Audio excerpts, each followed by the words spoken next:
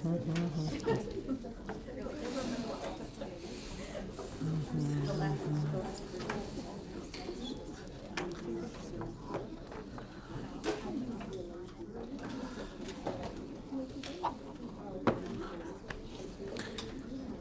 afternoon.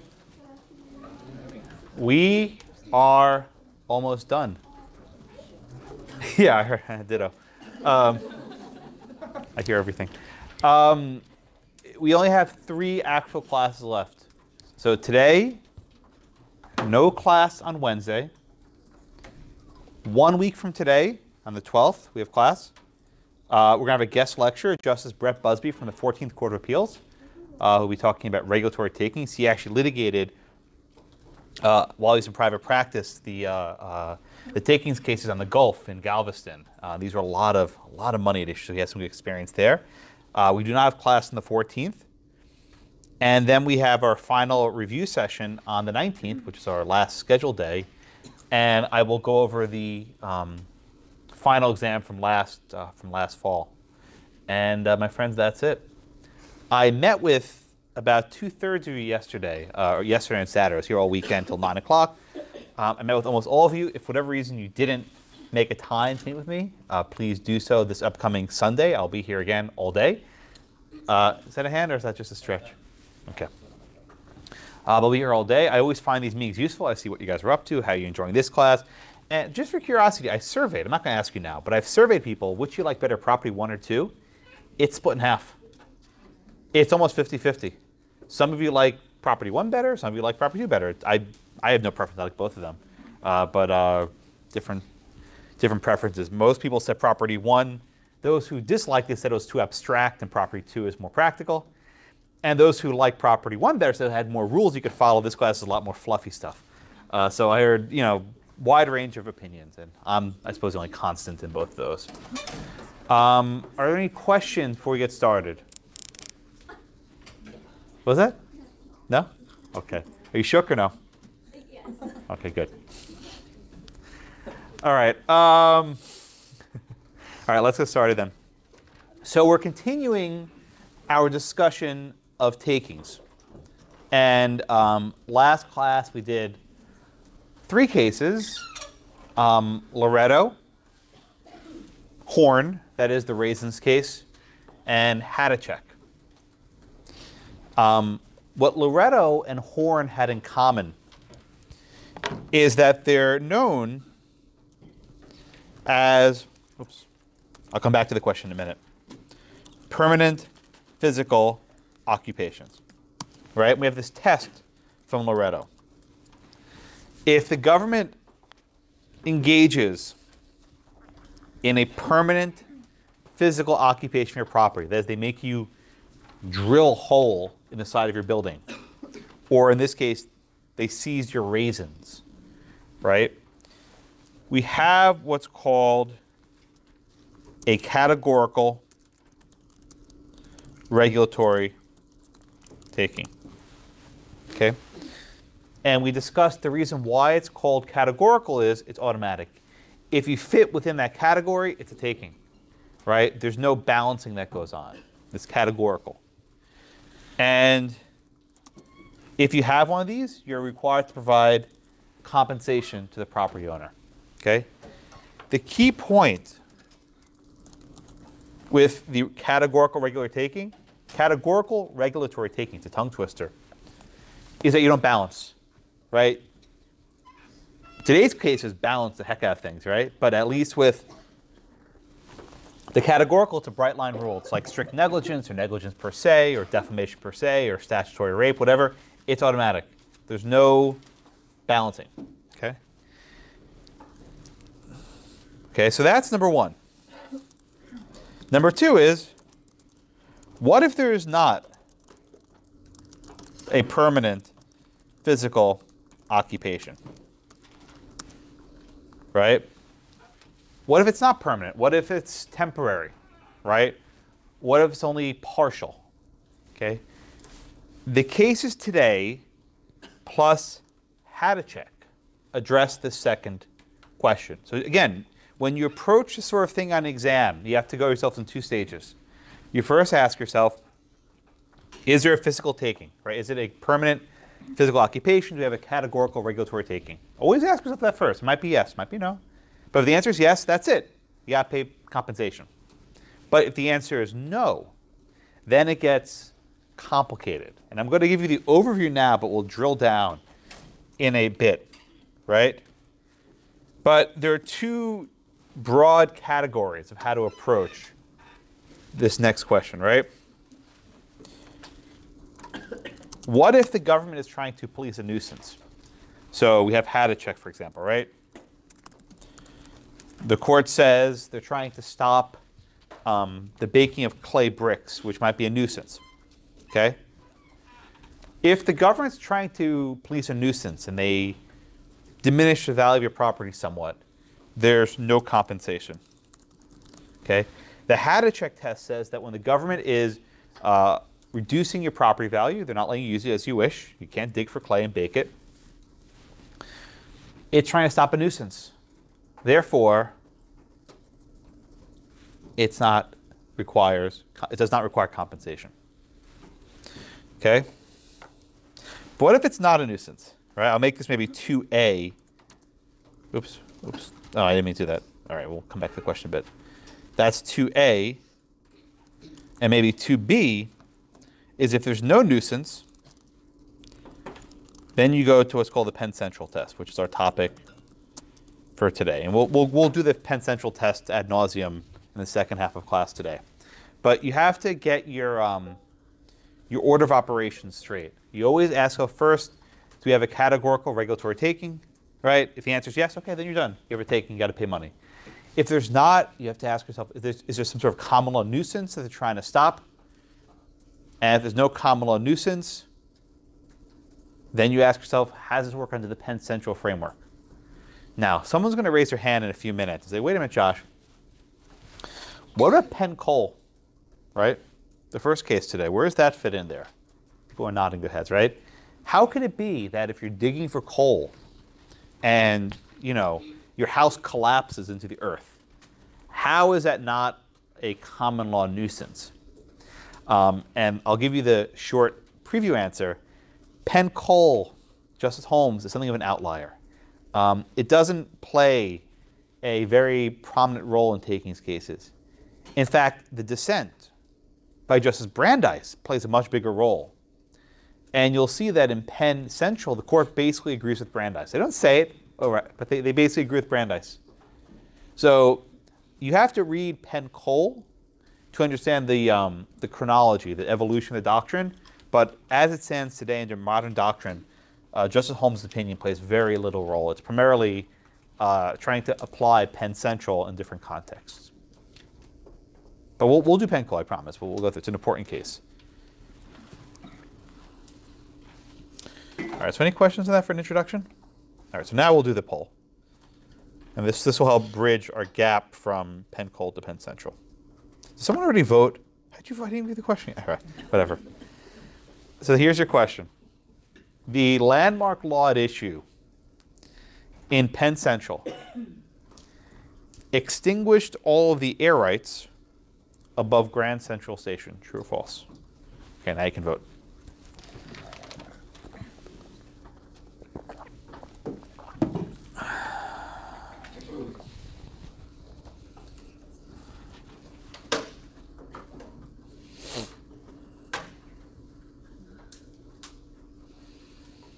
All right, another 10 seconds or so.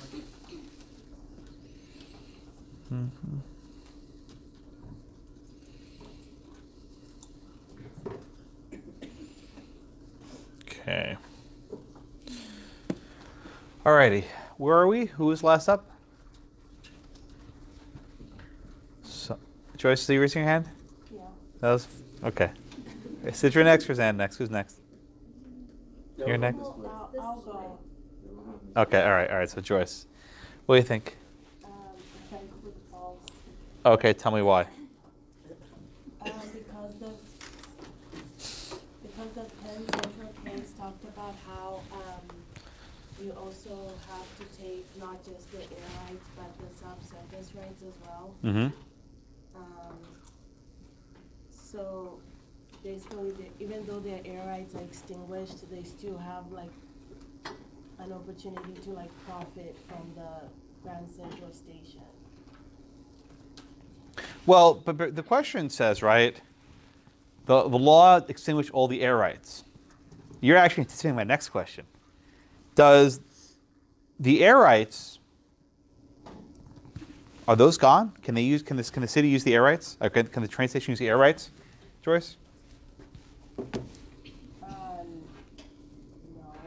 but then they still have other rights. Right, but is this question? You're anticipating my next question. Does this question asking about the subsurface rights and the surface rights? So I'd say no. Is it true or false? It's false. All right, Citra, what do you think? I put false as well. You think okay, why do you think false? Because What are air rights, Citra? isn't it like anything? It was like the common law that anything above the ground, like to the heavens, is yours if you own that land. Okay. Are they allowed to use everything up to the heavens? Yes. How? Are they allowed to build up? No. No, why not? I think they stated in the case that it couldn't. Didn't they like limit how much that they could use like to the heavens? Well, so okay, so here's the rub, right? The city, right? The city of New York passed this law. And they said, you have a train station of however many stores it was. You can't go higher than that. In theory, at least, I suppose, they could demolish a train station and keep something of that same height. But then they would still need permission to actually demolish it. So, I don't know, and I'm going back and forth. Maybe persuade me otherwise. I think most of you put false on this one. I thought it was true, but maybe you're right. Maybe the better answer is false. But the question I'm trying to get at was actually Joyce's point, right? Even if the air rights are extinguished, they can still build stuff on the surface. And indeed, subsurface rights, the train station, right? The train terminals go underneath. So when you start thinking about these takings questions, right? When you start thinking about the takings questions, you have to keep this in mind. What stick in the bundle are we referring to? Right? We often say that the most important stick in the bundle is the right to exclude. Okay, but exclude from where? Exclude from your surface rights, from your subsurface rights, or from your air rights? Right? What are you trying to exclude from? And there are two major approaches to takings law, right? If you look at the majority opinion Penn Cove by Justice Holmes, the approach is very simple. If you take any stick in the bundle, then you got to pay. It requires compensation. If you just take the subsurface rights, you have to pay for it. If you look at the dissent by Justice Brandeis in Penn Cove, or the majority opinion in Penn Central. I know it's confusing, they're both Penn cases. That drives people crazy, I'm sorry. But the the dissent in Penn Cove, or the majority in Penn Central, they say, no, you don't just look at the single stick, you look at the parcel as a whole, right? You look at the whole bundle of sticks. That's a phrase, right? Parcel as a whole. And if on balance, you still have most of your sticks in the bundle, there's not been a taking, right? So the second approach simply says, even though your property value is diminished,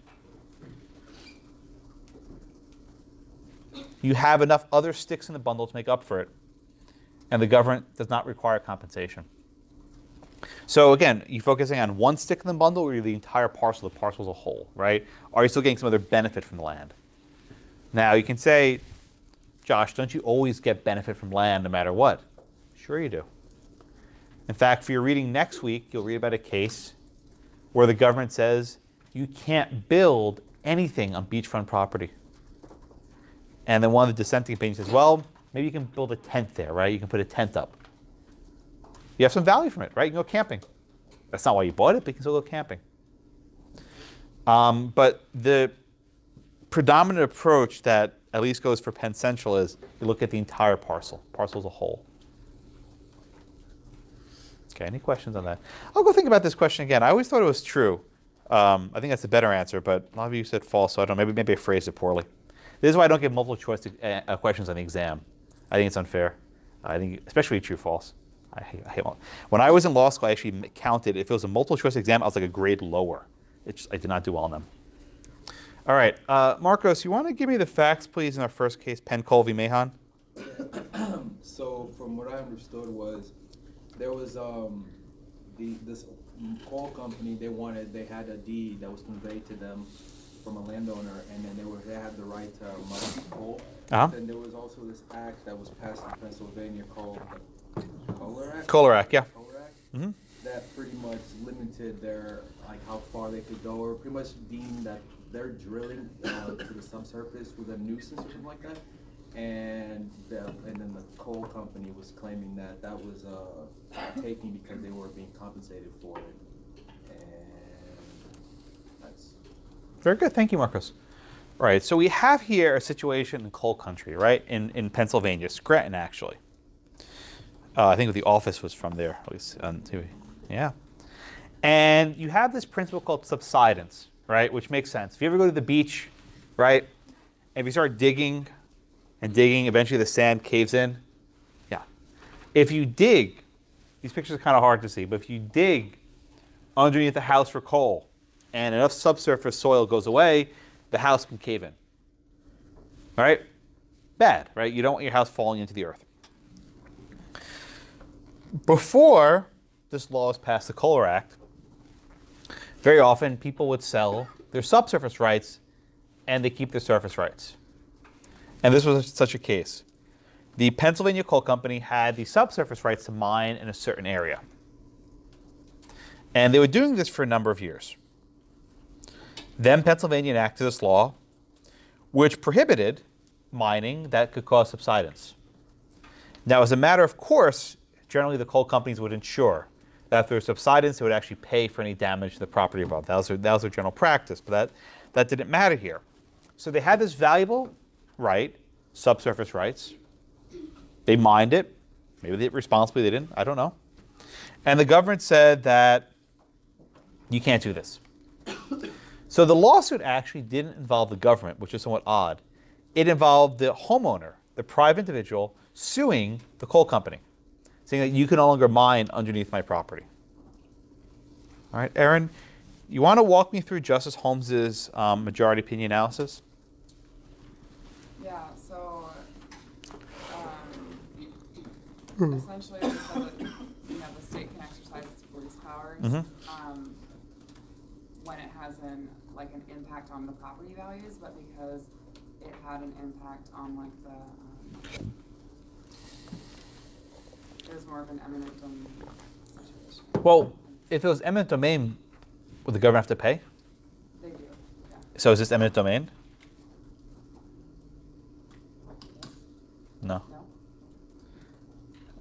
Andrew? What's Holmes Analysis? Right? Why is Pennsylvania's Kohler Act permissible, if it's permissible at all?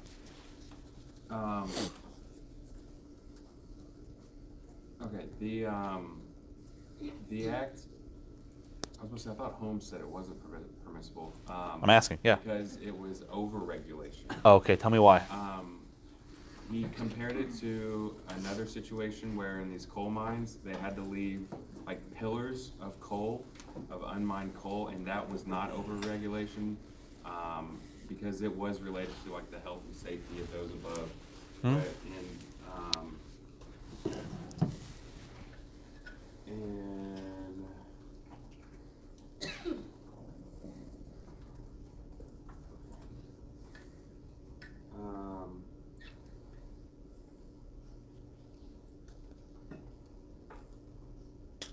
sorry, I'm looking at my notes on this.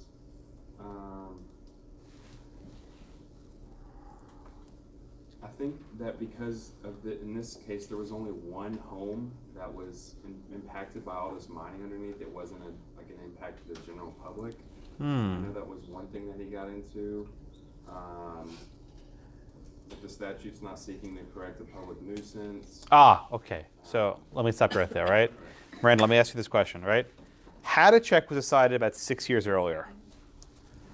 Why is this case not governed by Hadachek? That is, why can the government say you can't bake brick here, but the government can't say you can't dig for coal? If you ask me to rank possible risks, right? Digging for coal seems a lot more serious than making bricks. Well, Holmes emphasizes the fact that the right to coal consists of the ability to mine it, and so it's the economic value, I guess, because they can't take the coal out. It's useless to have the subsurface rights. But how is that different than the baking of the brick? Because it's not. You can bake elsewhere. Can you transport the clay? Is that practicable? Well, it's not easy, but you can do it. So you're saying that in California you could extract the clay from the ground, but you couldn't bake it there. Yeah. What if I told you once you take it out, it like dries right, you have to bake it right away? Is that true? I have no idea. Anyone ever make clay bricks? I have no idea. I'm making stuff up, but I can do that when I'm up here. All right, but there was a little bit of tension though, right? I think Miranda drew a very good distinction. She says, well, you could mine the coal, but you can't, extract the clay and bake it somewhere else. But in both cases, it diminishes the value of the land, right? In both cases, you can use the land for something else, have a factory, have a warehouse, whatever else, but you can't mine on it. And Justice Holmes, I think, I ask this question myself every year. He doesn't even mention Hadachek, at least to distinguish it along the lines that Miranda doesn't even mention it. But he explains that this is not a nuisance, right? Even though your house can fall into the earth, which I think seems pretty serious, right? It's not a nuisance. And then he gives, I hesitate to call it a test, but it looks like a little bit like a test. He asks the extent of the diminution, right? That when the law at issue diminishes the value of the property too far, right? If it goes too far, that's the literal test. If it goes too far, it becomes a taking.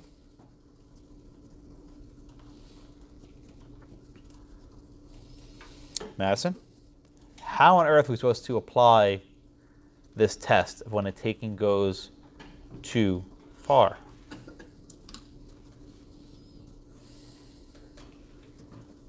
I think the way I read it is when he talked about public. I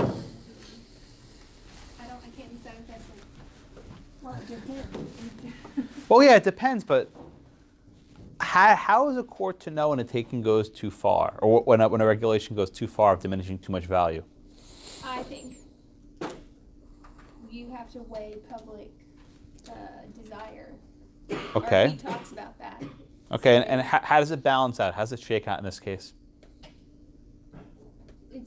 There's a little sentence that says, we are in danger of forgetting that a strong public desire to improve the public condition is not enough to warrant achieving the desire by shorter cut than the constitutional way of paying for the change. So then when would the public interest ever overweigh private property interests? Well, in cases like and I don't know if I'm correct in this assertion, but the Matthews Bayhead case, they overrode private interest for public use. Oh man, I don't think Justice Holmes would like that case very much. Yeah. No, I don't think he would. They tell people to get their own beach. But very, very, very good thought. So. And it's based off of Fifth Amendment too. I mean, the protection of private property in the Fifth Amendment presupposes that it is one for public use, provides that it shall not be taken. So he gives an example, right, of an exceptional case. He says the blowing up of a house to stop a conflagration. I hate Holmes because he was a good writer. I can't stand the guy, but he wrote very well. What's he talking about there, Brittany? To blow up a house to stop a conflagration. My goodness, what's he talking about there? I understand that to be that's overwhelmingly for the public good. Yeah, so it works like this, right? Imagine you have a row of townhouses, right? And there's a fire at the one townhouse at the end. And this fire is rampaging through the entire block. So the only way to stop the fire from spreading is to blow up a house in the middle so it won't catch fire. And you may think, great, right? That's great. If I'm on the corner house, blow up the poor fool in the middle, I'm good. Okay, what if that's your house in the middle? That they blow up your house in the middle to prevent the entire block from burning down. So Holmes seems to say in that case, there's an exceptional reason why this diminution in value of your property to basically zero, because you're demolishing your property, would be justified. But it seems in most other cases, right, there's no problem. It's a taking, and they have to pay.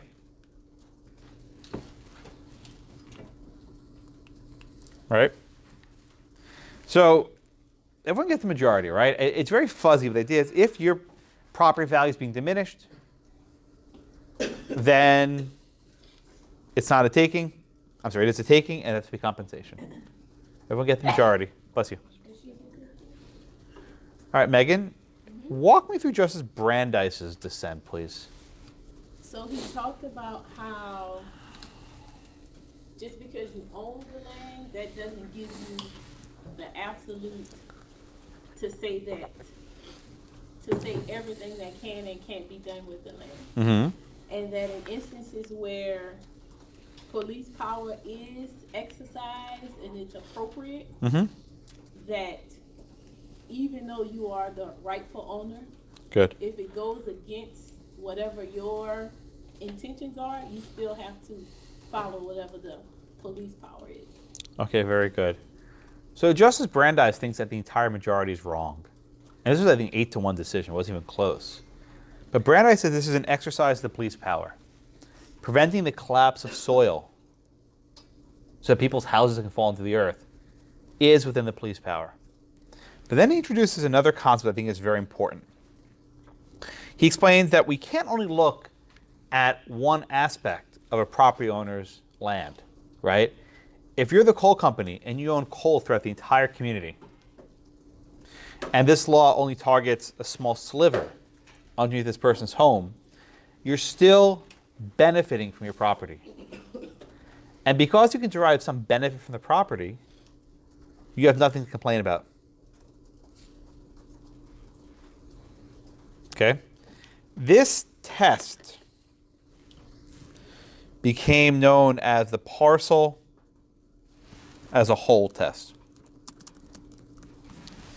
The parcel as a whole test. Okay?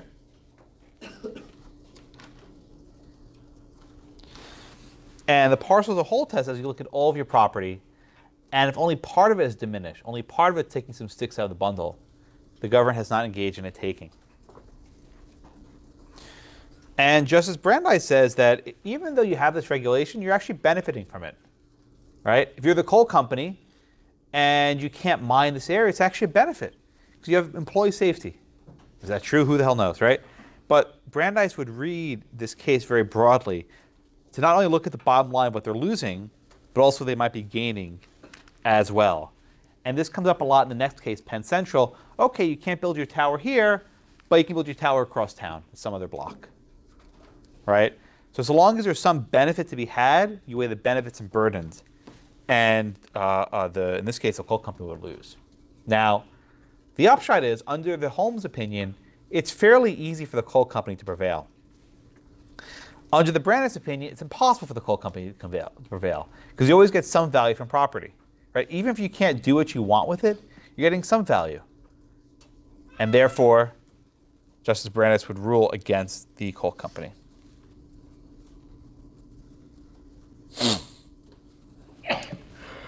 Bless you. All right. Any questions on Penn Cove v. Mahon? Important case, not really good law. Yeah. Can you explain again how the coal company would still be benefiting some kind of way? Yeah, a little fuzzy there. I think the short answer is that the improvements may come from safety, right? That if you have you're not mining underneath the house. You can mine in a more safe fashion, and your your coworkers are less risk of being injured because there's no collapse of the house falling on top of them. Okay. Yeah, right. Because I mean, if you think about it, if you're mining underground and the house collapses, that means the mine shaft will close, and then you might die. I mean, this is dangerous work back then. Yeah, Marcos. So I just have a question about like the whole taking thing. So if they take, like your house or something, and they tell you to move somewhere else, are they paying for the house too, or?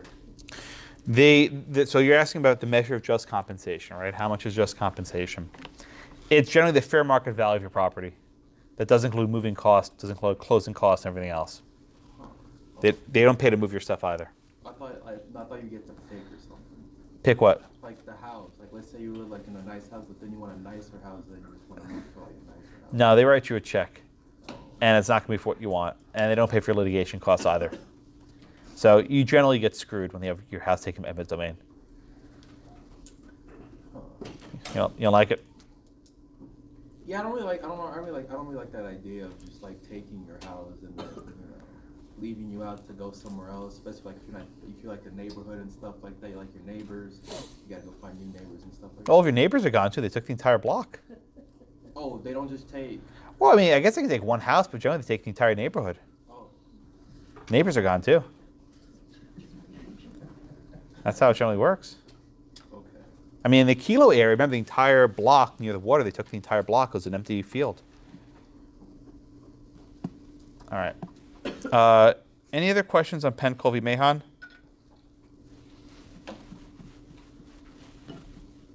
No? All right. The next case is very famous. And it involves Grand Central Station in New York City. Has anyone ever been to Grand Central Station? Oh, good. A bunch of you. Yeah. It's a beautiful train station. Beautiful. I mean, one of the greatest travesties, perhaps, in New York City history was the destruction of Penn Station. There used to be another train station on 34th, where Madison Square Garden is now. Now, it was this beautiful train station. Now it's a dump. It's just like this underground thing. It's all dirty and grimy. But Grand Central is beautiful. Here's some pictures that I think I took these pictures. I'm not even sure. I think I took some of them of Grand Central Station today. Here is the roof. It's hard to see, but it's basically all the constellations of the zodiac. It's very, very beautiful. These pictures I took at my own risk of life and limb.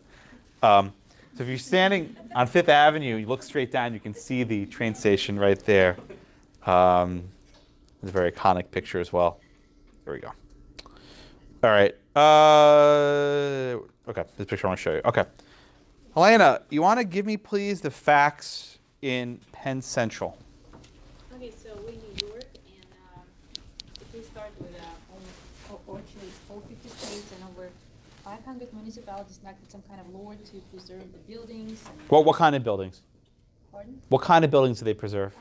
Historical. Very good. Kind of to preserve the aesthetical importance of the buildings. So Yeah. in New York, they have this landmark preservation. Let me just pause you here, right? Why are the cities enacting laws to preserve historical buildings? Landmark laws, they call them. Because they want to. Well, why? Well, they want to preserve the appearance of the buildings. Mm-hmm. Why do they want to preserve the appearance of the buildings? Oh, because I guess at certain time, the owner started to restructure them, maybe. But what's wrong with restructuring? You're beating around my question. You're doing very well. But why does New York enact this law? What's the reason? I know to save the property, but what's the purpose in enacting this law? Well, I say that they had certain similar concerns that. Okay, so they believe that the structure with specific historic, cultural, architectural significance enhance the quality of life. Aha. Okay, good. Thank you, Lena. So basically, they are preserving historical property because I think it improves the character of the city, the well-being of the city, right? That you have these gorgeous old buildings. We gotta keep them because to lose this cultural site is a loss to our own heritage. Okay. So I think we could all agree in the abstract that, oh, maybe I don't. I have no taste for architecture. I actually don't really care much about it.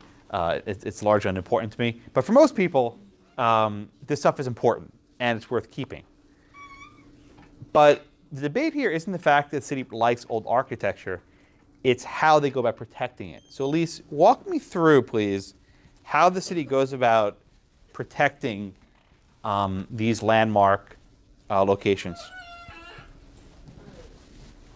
It imposes a duty for the landmarks protecting their repair. Okay. Then it has like necessary steps that somebody who may be in the building must take if they're going to change anything. Okay, yeah. So walking through that, in order to make a change, what has to happen?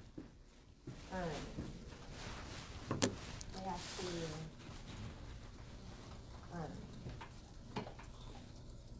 the commission has to approve in advance any proposal to alter it. Okay. And they have to apply for a certificate of appropriateness. Okay, very good. So here's the basic bottom line, right? If your building is designated, right? If your building is designated as a landmark, it's basically frozen in time. If you want to make any changes to the exterior, right, how it appears to the outside world, you have to go through a number of processes. You can say apply for what's called a certificate of no effect, which means that this change will not, affect any of the features. You can apply for a certificate of appropriateness that says that this construction won't hinder the protection of the landmark. In other words, it's not that big of a change, but not that bad. Or you can say that there's some hardship, right? That I'm not getting enough return on my money to, I need to make a change, right? So I can just tell you that none of these will work. They're not going to care that you're losing money, and they're not going to really care that your change is appropriate. These things say that basically you're frozen in time and you're very limited in what you can change. Maybe something minor, right? You can install maybe new windows or something very small, but you're pretty much stuck the way you are. All right, so Anthony, what happened with the Penn Central company? What did they want to do? They were looking at deciding not to submit any other plans to the commission because. Well, what did they want to do? Just take a step back. Yeah, what did Penn Central want to do? Look for any other administrative remedies. What's this case about? What did Penn Central want to do? They essentially wanted to basically make plans for a new building office, or am I just? Where was that building going to be located? It was going to be located in New York. Right, in New York. Where in New York?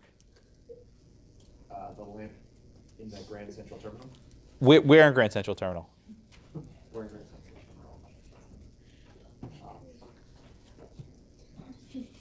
New York.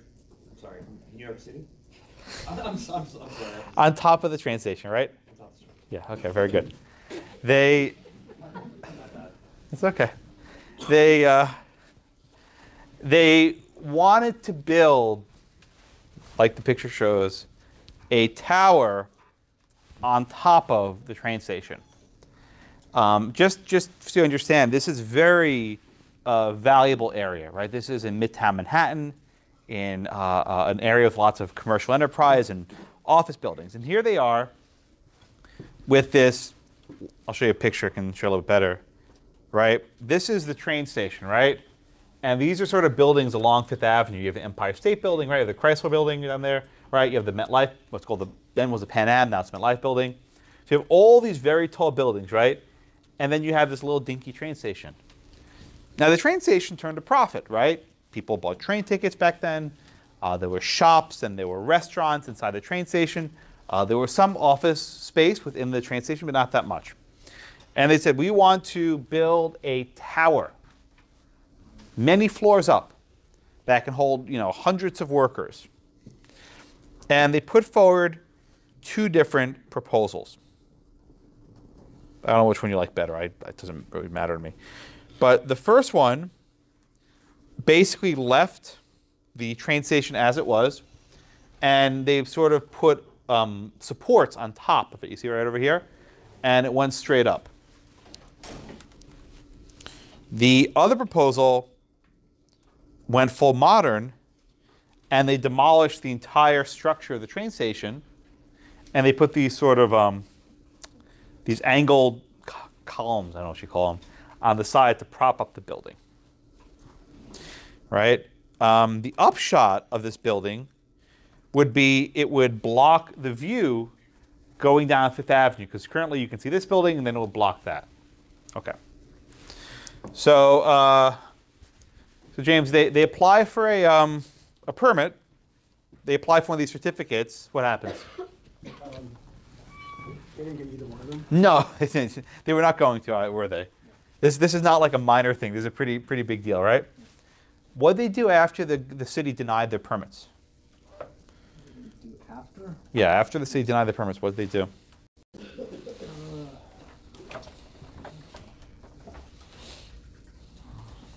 Well, they already pre-leased it to a development company. They did. Yeah. But in terms of what procedure do they follow after the permits were denied, certificates were denied?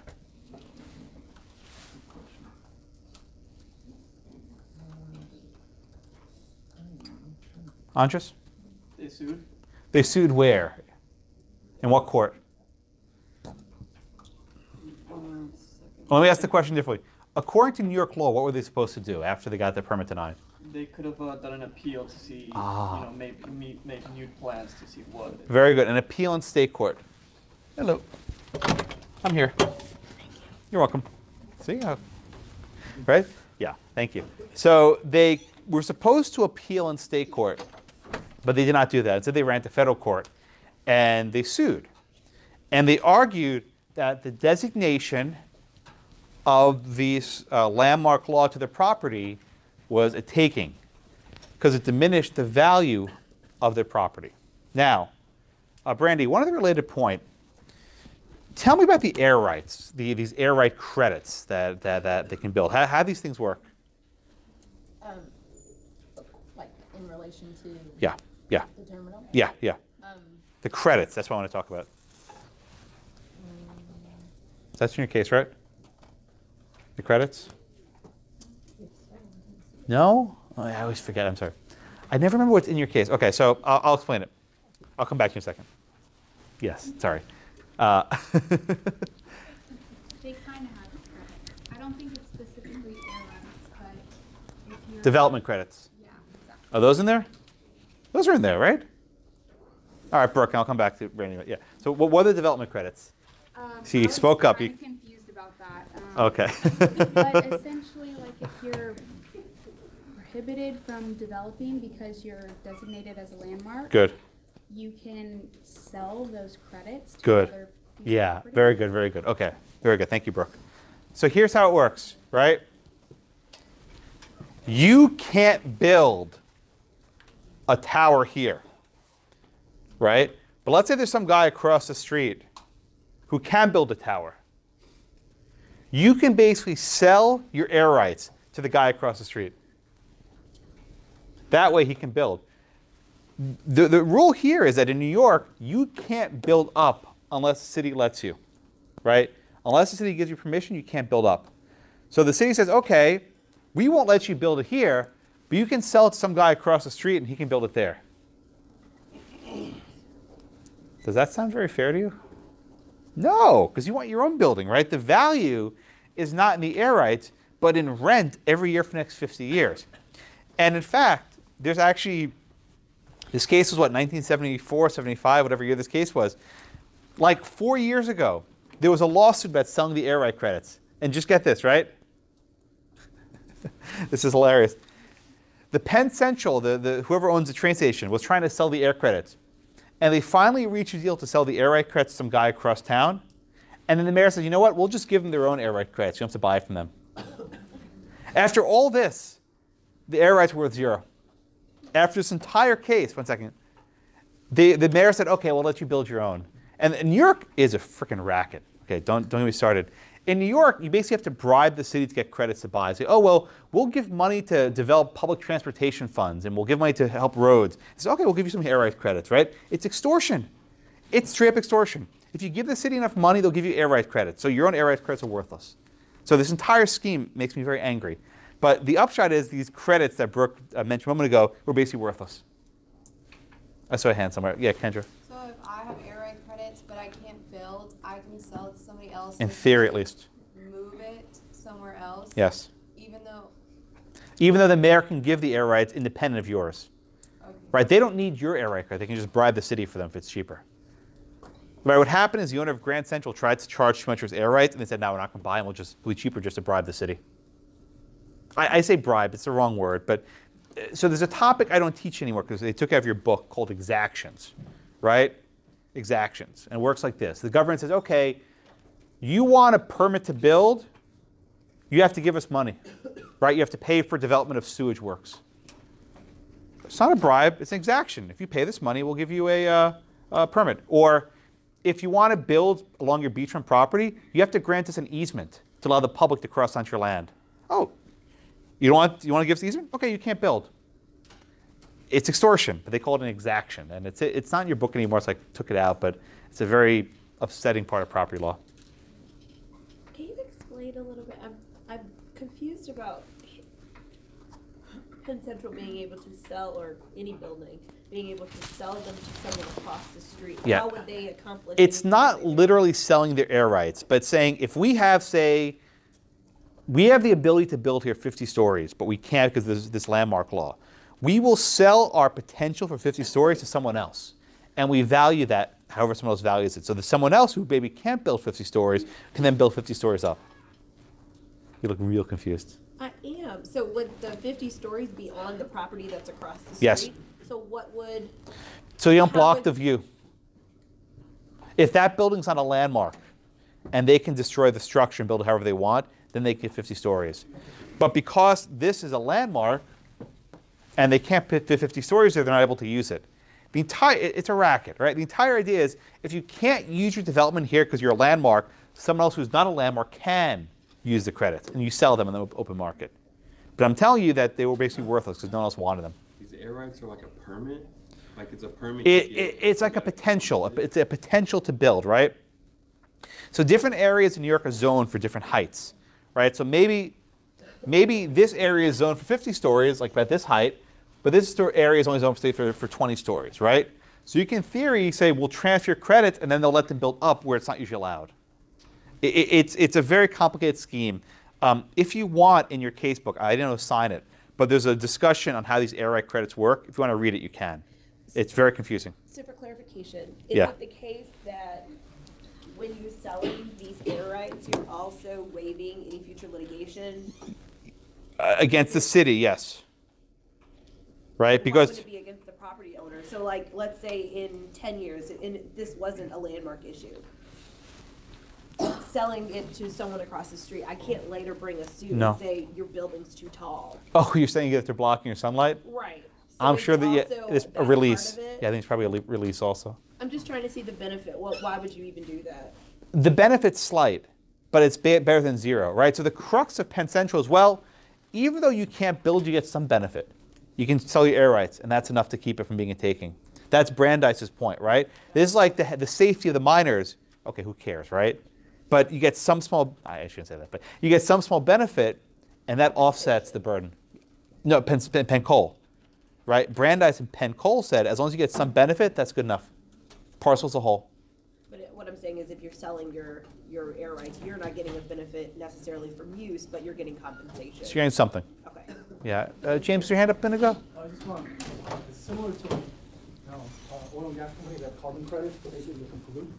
And then for a certain amount of time, amount a year, and then they trade those. They sell it because they don't need to produce anymore. Yeah. They sell their credits to another company that still can produce oil and gas. Yeah, I don't think carbon credits are mandated by law. I think it's a voluntary exchange. I think it is. You can check on that for me. No, maybe some states would like that to be, but I don't think it's mandated by law. But the difference here is maybe energy companies want to voluntarily. Because I can make money by selling that, then it's not a taking? I think it's some of a good stewardship approach. They want to help the environment. I don't think it's mandated by law. In this case, I'm sorry, what was your question? in this case, they're saying similarly, you have air credits, you can sell it for money, therefore you got compensated. Well, they're not saying that the air credits are the compensation. What they're saying is because there's a benefit, there's no taking in the first place. Right. Right? Because there's a benefit, there's no taking. Therefore, you don't have to worry about compensation at all.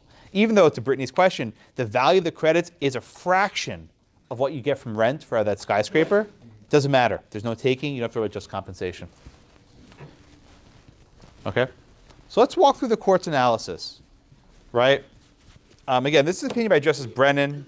I don't know how much Brennan you read in con law, but he was very weaselly with his words. And he went through these tests that were very smooth and hard to pin down. So we'll do our best as we can with them.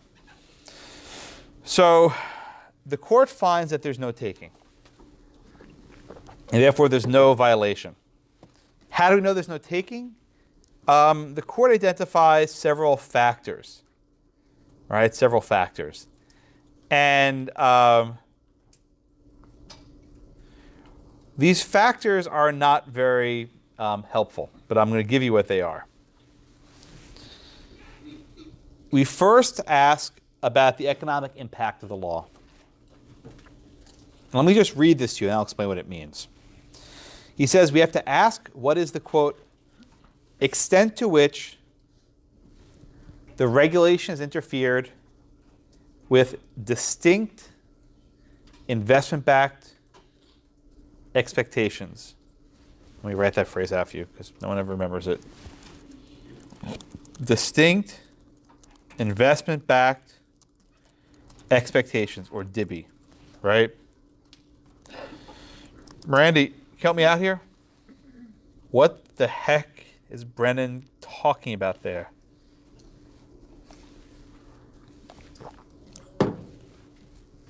What is Justice Brennan getting at here? Distinct investment-backed expectations. What the heck is that?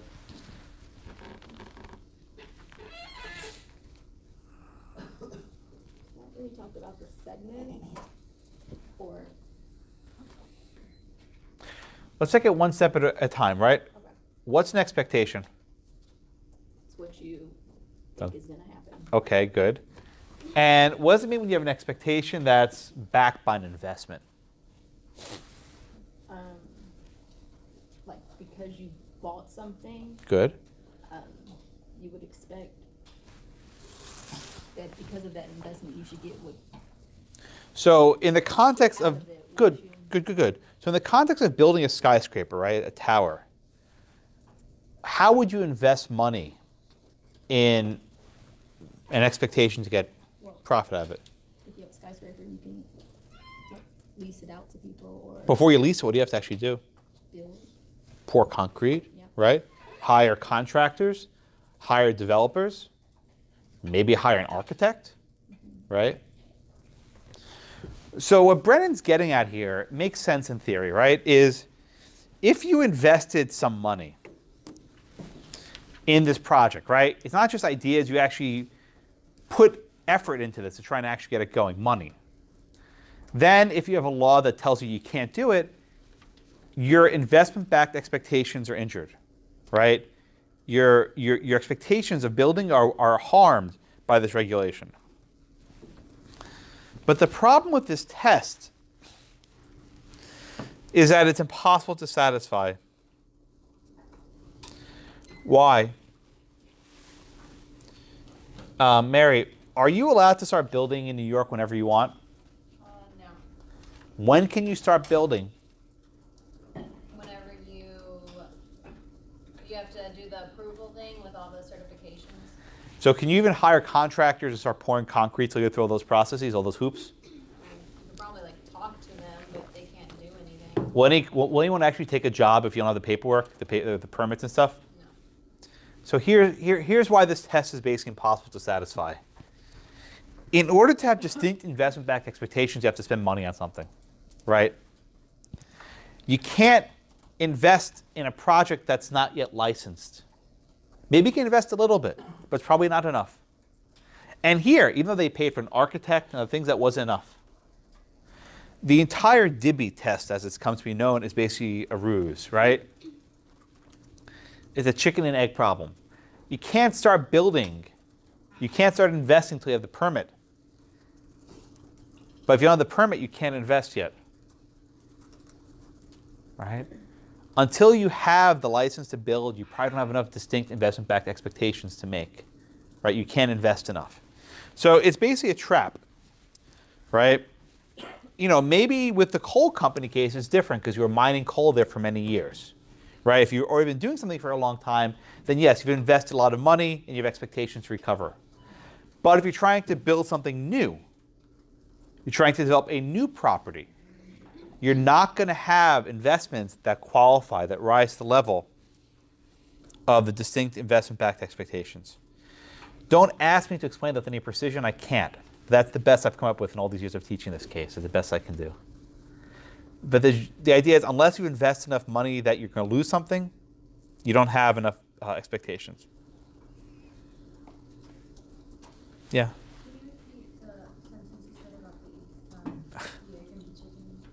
Yeah, it's like a chicken and the egg problem, right? Which came first? You can't build until you have the permits, right? But until you have the permits, you really can't build, right?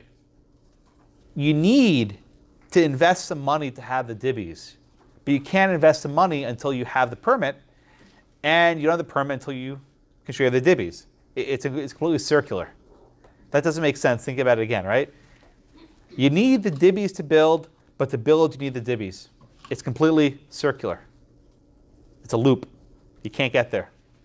You can't build at all, which is why, in this case, the court found that Penn Central, they spent millions of dollars in these blueprints and the like, did not satisfy the first element.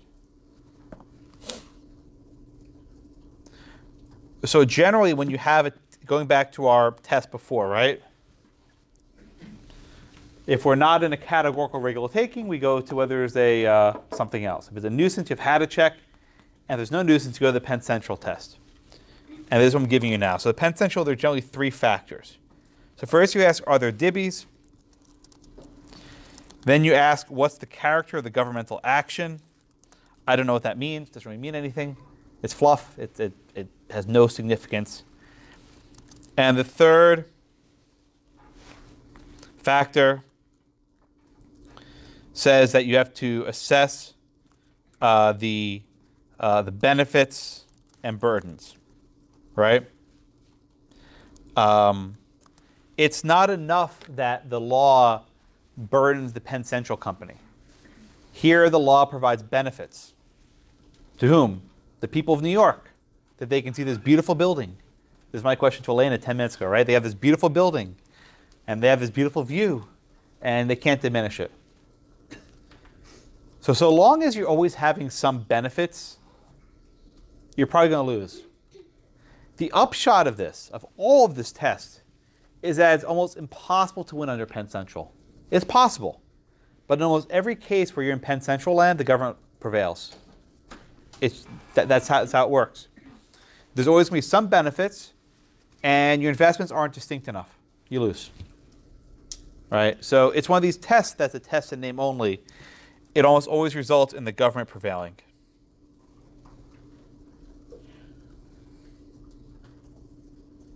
Okay? So let me explain this big picture, right? You look at the parcel as a whole. You say, is there some sort of investments return they can make on this parcel as a whole? Yes, there's surface rights. Their train station's still making profits. Are there certain benefits to the community from this law? Yes, you have this beautiful view of a train station. Therefore, under this balancing test, there is no taking, there's no compensation required, and they cannot build their tower. They get their air rights, but that's about it.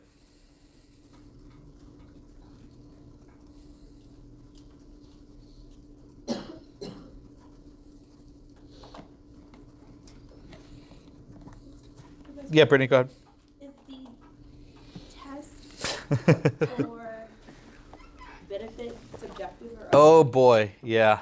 I mean, I hesitate to call anything Brennan writes a test. It's not really a test. It's just factors. So is the factor, this balancing Yeah. factors thing. Yeah. Is it objective or subjective? Oh, it's very subjective.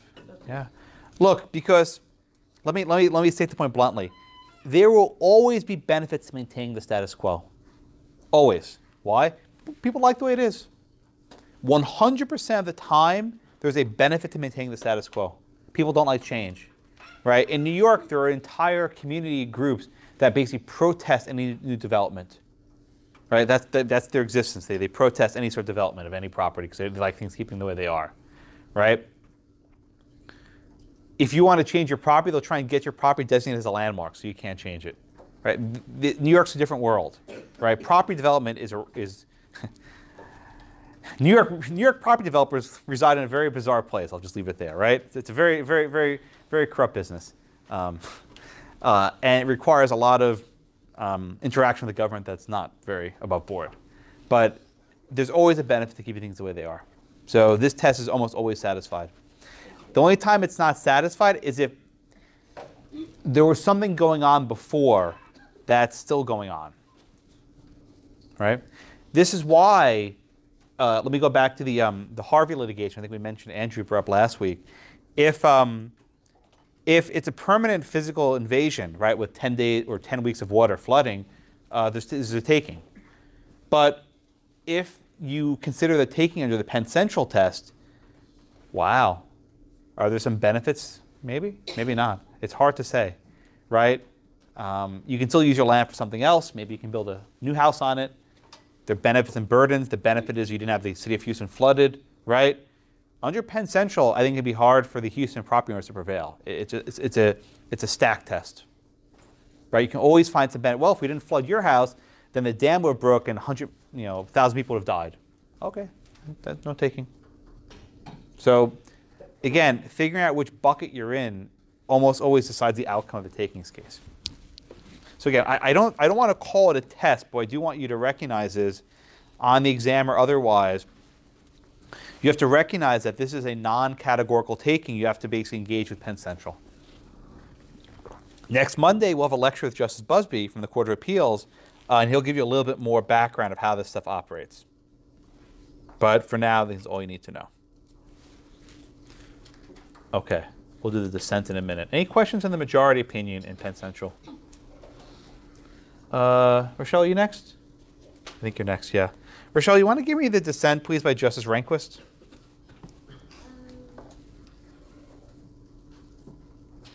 I think the big issue was like the landmark law itself. Okay. And how it isn't like it imposed a duty on owners. Good. Good.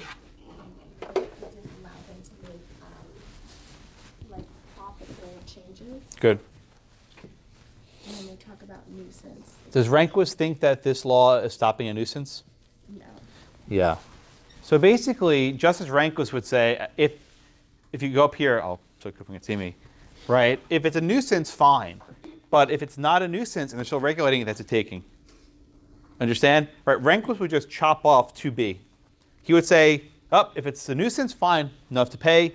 If there's no nuisance, taking, government has to pay up. So this is where the fork is. The majority says if it's no nuisance, you apply the Penn Central test. The Rehnquist and dissent would say if there's no nuisance, then you got to pay, right? The government does not have a free license to regulate property however they see fit if it's not in the police power, it's not in the nuisance. And here Rehnquist says this is merely an optics, right? How something looks. That's not within the police power. And indeed, we've had other cases. I think I asked this question before. Can the government regulate aesthetics? And the general answer is no. They can regulate property value. And one way of getting at property value is through aesthetics. But here the court says, yeah, they can regulate pure aesthetics because that's for the well-being of the people. And it's a very, very broad ruling. But the upshot of this is that now landmark laws are upheld in all 50 states. And that's the law we have today. All right. Questions on Penn Central? Yeah, Andrew? So, I'm just trying to think. This ruling doesn't prevent, I'm trying to see if to future-proof this ruling. Future-proof, I like that word. So this wouldn't prevent the owners of Penn Central to build above the station as long as it doesn't interfere with the building.